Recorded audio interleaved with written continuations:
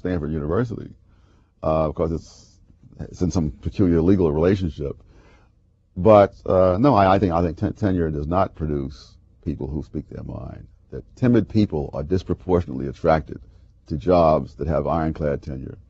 And so, as in the civil service, that's not where you get your bold, new ideas out of the career civil servants.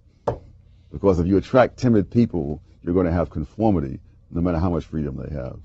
Given what you've said to us about universities not caring what you have to say, let's say, for instance, that all of a sudden you wanted to go to work at another university as a professor in this country. Would you be accepted?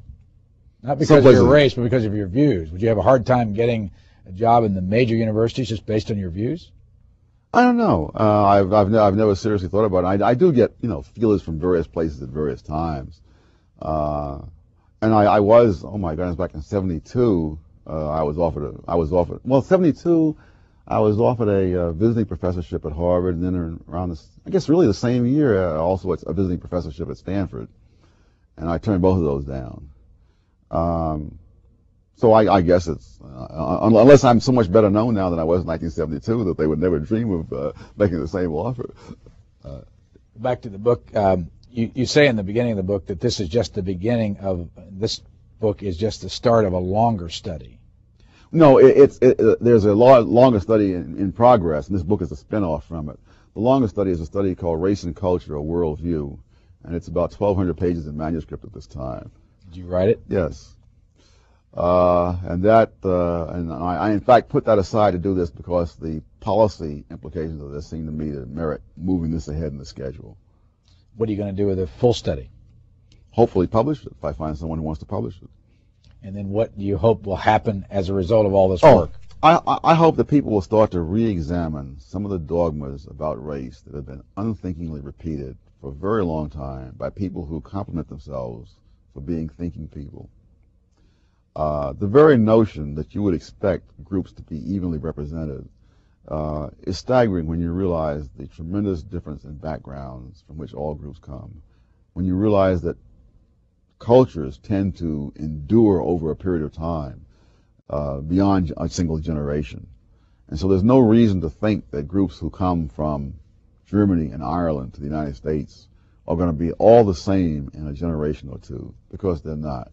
And still less people who come from more distant cultures, from Asia, from Africa, from other parts of the world. That's nonsense. Correspondingly, the notion that the individual or the group is a function of the immediate surroundings is nonsense. I'll give you an example. The Japanese in the United States during World War II, as you know, were interned. They were treated very badly prior to that time. In Brazil, the Japanese were treated much better, and very few of them were interned. In the United States, the Japanese remained steadfastly loyal despite the bad treatment.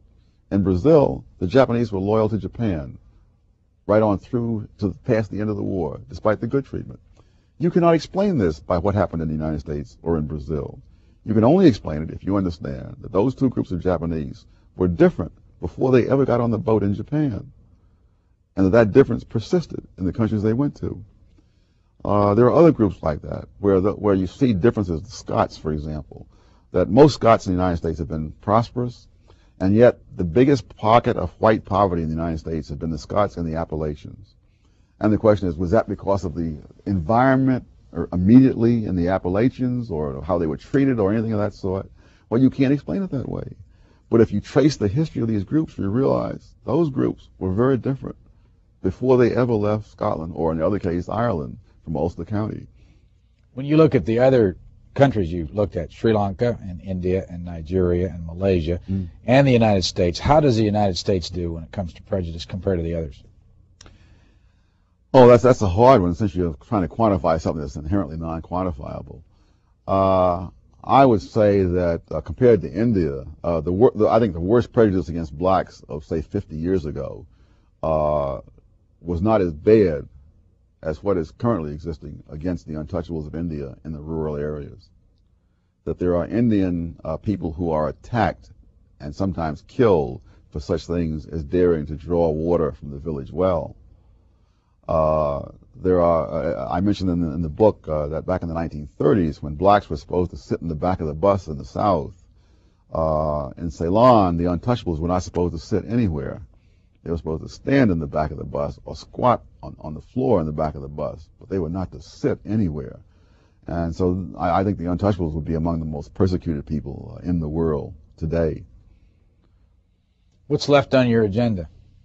I'm thinking of writing a book about intellectuals.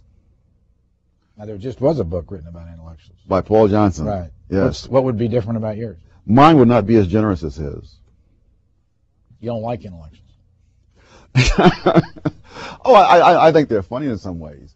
But I think that the intellectuals have a set of attitudes and beliefs which simply will not stand up under scrutiny, and which have been enormously damaging to the society around them. In other words, if they had a few crazy ideas of their own and it was between themselves, who would care?